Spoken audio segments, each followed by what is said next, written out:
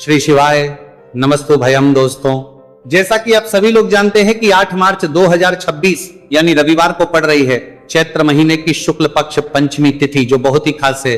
और दोस्तों, ये वो तिथि है जो कि चैत्र महीने में रविवार को पड़ रही है। दोस्तों, इसी दिन किया जाने वाला पंडित जी द्वारा बताया गया एक लाल फूल और एक सफेद फूल वाले उपाय आप लोगों को जरूर करना चाहिए, क्योंकि दोस्तों ये एक ऐसा उपाय है जो कि हर दिन नहीं किया जाता। चैत्र महीने में जो रविवार की पंचमी तिथि आती है उसी दिन किया जाता है। देखिए, ये दिन इतना खास होता है, इतना महत्वपूर्ण होता है। देखा गया है कभी कभी बड़े बड़े पूजा पाठ अनुष्ठान से जो मनोकामना पूर्ण नहीं होती है, वह चैत्र रविवार के दिन एक छोटे से करने से ही आपकी मनोकामना पूर्ण हो जाती है। और बहुत सारे लोगों ने इस उपाय को किया भी है और उनको इस उपाय को करने का फल भी जरूर मिला है। अगर आप लोग भी इस उपाय को इस रविवार के दिन करना चाहते हैं तो आप इस उपाय को पहले अच्छे से समझ लेना, सुन लेना, उसके बाद करना। आपको इस उपाय का फल जरूर मिलेगा, आपकी सभी मनोकामनाएं पूरी हो जाएंगी। उपाय को करने से आपके घर में चाहे किसी भी प्रकार की दुहक और समस्या क्यों ना चल रही हो, आपको उसका कारण भी नहीं पता है कि भाई ये समस्या किस कारण से चल रही है, उसका कुछ भी कारण हो सकता है, जैसे पितृदोष हो सकता है, कालसर्प दोष हो सकता है, या किसी भी तरह का मंगल दोष भी हो सकता है, और भी बहुत तरह के दोष होते हैं, कुछ भी हो सकता है। पर आपको इस उपाय को करने के लिए अपने दोष को पता लगाने की भी जरूरत है। आपके घर में किस कारण से इतनी दुख और परेशानी आ रही है वो भी आपको पता लगाने की जरूरत नहीं है। बस रविवार को पंचमी तिथि के दिन इस उपाय को कर लेना है, क्योंकि इसी एकमात्र उपाय को करने से आपके पूरे घर परिवार में सुख और शांति हो जाएगी। आपके घर में अच्छे अच्छे काम होने लगेंगे, आपकी जो भी मनोकामना होगी वो भी धीरे धीरे करके पूर्ण होना शुरू हो जाएगी। अब हम समझते हैं इस एक लाल फूल और एक सफेद फूल वाले उपाय को आपको करना कैसे है, किसको करना है, किस करना है और कैसे करना है। देखो, उपाय बिल्कुल आसान है, बस समझने वाली बात है। तो देखिए, इस उपाय को घर के सभी सदस्यों को करने की बिल्कुल भी जरूरत नहीं है। घर में से कोई एक मुख्य बड़ा सदस्य इस उपाय को करेगा। कौन व्यक्ति इस उपाय को करेगा? तो यहां पर देखिए, हम आपको बता दें, घर की जो बड़ी माताएं बहनें होंगी, घर की बड़ी माताओं बहनों में से कोई भी एक माता बहन इस वाले उपाय को कर सकती है अपने पूरे घर परिवार के लिए। अगर किसी कारणवश माताएं बहनें घर में उपस्थित ना हो या वो इस उपाय को ना कर रही हो, कुछ दिक्कत हो, तो भाई उस जगह पर फिर घर का कोई बड़ा व्यक्ति भी इस उपाय को कर सकता है। माताओं बहनों के कहने का मतलब यह था कि माताएं बहनें घर की लक्ष्मी होती है। जब घर की लक्ष्मी कोई उपाय करती है तो निश्चित ही भगवान शिव जी जल्दी प्रसन्न होते हैं और उपाय का फल में बहुत जल्दी और बहुत बड़ा करके भी यहां पर देते हैं। तो आप लोग ये बात समझ गए होंगे। अब हम ये बात समझते हैं कि इस वाले उपाय को हमें करना किस समय है। एक लाल फूल और एक सफेद फूल वाले उपाय को हमें पंचमी तिथि के दिन करना किस समय है। तो देखिए, इस उपाय को करने का जो समय है, सुबह का समय भी है और शाम का समय भी है। अब देखिए, यहां पर हम मुख्य रूप से सुबह का समय नहीं बोलेंगे, क्योंकि देखिए ये जो पंचमी तिथि है, और आप सभी लोग जानते हैं रविवार पंचमी तिथि के दिन का प्रदोष काल का मतलब शाम का जो समय होता है ना, इस दिन भगवान शिव जी का सबसे प्रिय दिन होता है। तो आप लोग इसे एक लाल फूल एक सफेद फूल वाले उपाय को सुबह के समय भी कर सकते हो और शाम के समय प्रदोष काल में भी कर सकते हो। सुबह के समय अगर कर रहे हो तो 10 या फिर 11 बजे तक भी अगर उपाय करोगे तो भी आपको उपाय का फल मिलेगा। वही अगर शाम के समय कर रहे हो तो इस दिन जरूर शाम के समय का ध्यान रखना कि शाम के 6 बजे से लेकर 7 बजे के बीच में अगर आप इस उपाय को कर सकते हो तो बिल्कुल कर लेना, पूरी कोशिश करना। पर अगर किसी कारणवश इस समय के बीच में ना कर पाओ तो रात 8 बजे तक भी अगर आप उपाय को करोगे तो आपको उपाय का फल जरूर मिलेगा। ये बात आपको समझ आ गई कि आप इस उपाय को सुबह और शाम दोनों समय कर सकते हो। मतलब करना आपको एक ही समय है। घर में से किसी एक ही बड़े व्यक्ति को करना है, एक ही बार इस उपाय को करना है, दोनों समय नहीं करना है। आपको जो समय अच्छा लगे आप उस समय पर इस वाले उपाय को कर सकते हैं। तो चलिए जानते हैं इन विशेष उपायों के बारे में।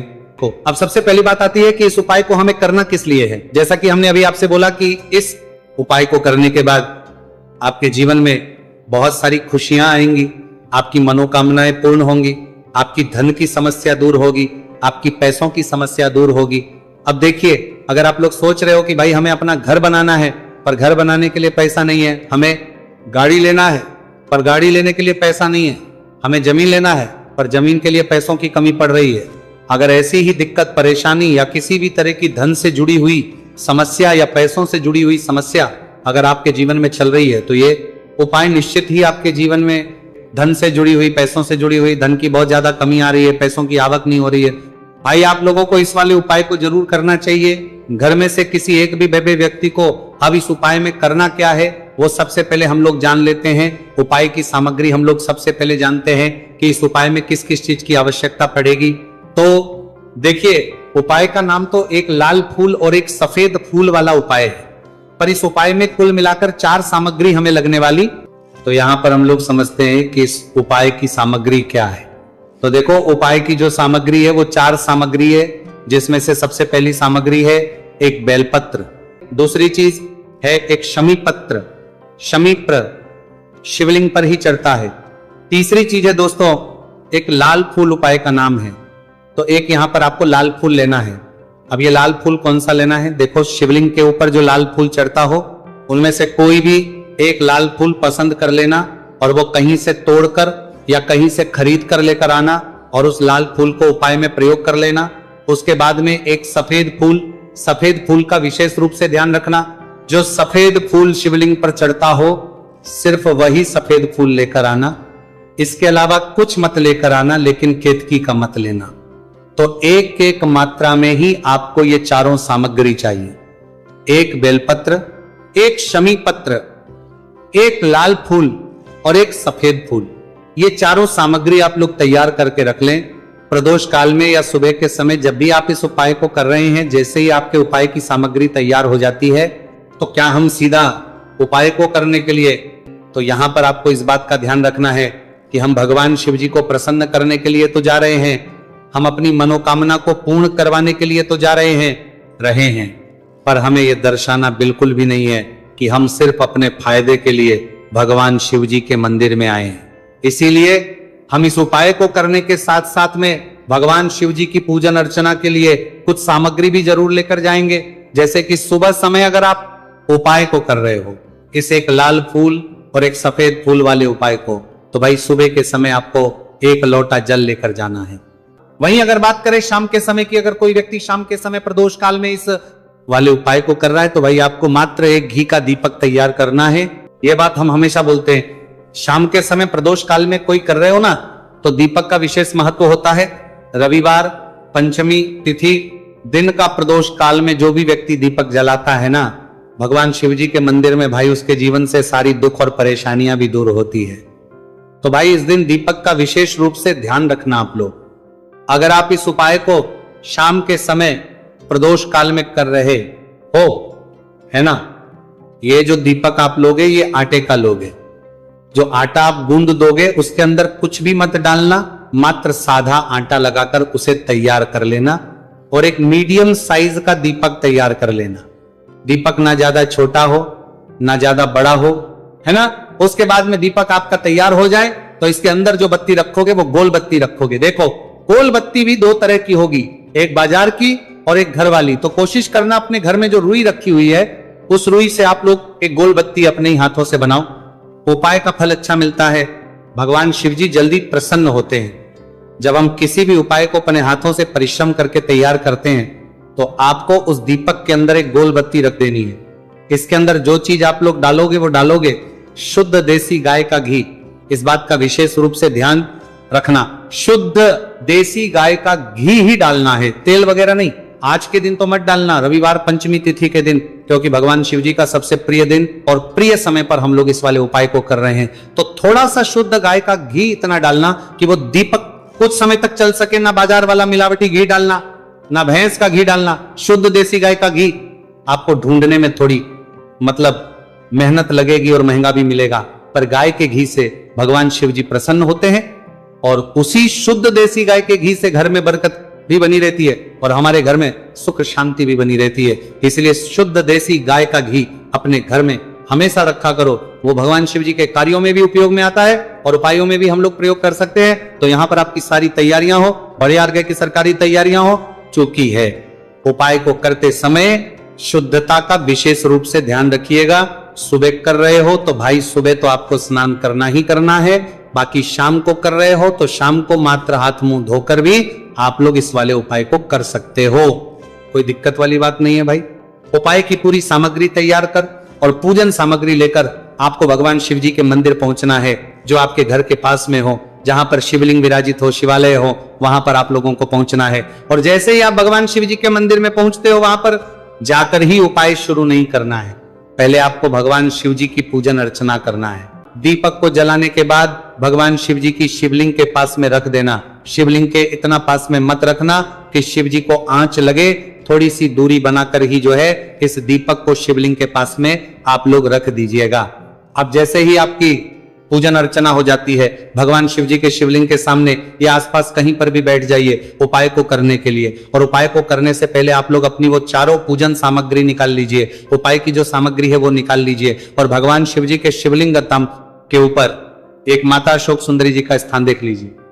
माता सुंदर जी का जो स्थान होता है वो जलाधारी के ऊपर होता है, जलाधारी के बिल्कुल बीचों बीच में होता है। आप लोगों ने देखा भी होगा शिवलिंग की जलाधारी होती है, जलाधारी के बिल्कुल बीचों बीच का जो स्थान होगा वो माता अशोक सुंदर जी का स्थान होगा, क्योंकि यहीं पर हमें ये जो है उपाय को करना है। सबसे पहली चीज, अब हम उपाय को करना शुरू करते हैं। आप सबसे पहले अपनी एक बेलपत्र उठा लो। एक बेलपत्र को आपको माता अशोक सुंदरी जी वाले स्थान पर सबसे पहले समर्पित करना है। बेलपत्र की डंडी का मुख होगा जलाधारी की तरफ, जहां से जल बहता है और नीचे गिरता है, और बीच वाली बड़ी पत्ती का मुख मतलब शिवलिंग की तरफ होगा। इस तरीके से आपको इस बेलपत्र को माता अशोक सुंदरी जी वाले स्थान पर समर्पित कर देना है। उसके बाद में अपनी एक शमी पत्र उठा लो जो आप उपाय के लिए लेकर आए हुए हो। शमी पत्र को उठाकर शमी पत्र की भी जो डंडी का भाग होगा वो जल की तरफ करके, जहां से जल बहता है नीचे गिरता है उस तरफ करके, और पत्ती वाला भाग शिवलिंग की तरफ करके इस शमी पत्र को भी उस बेल पत्र के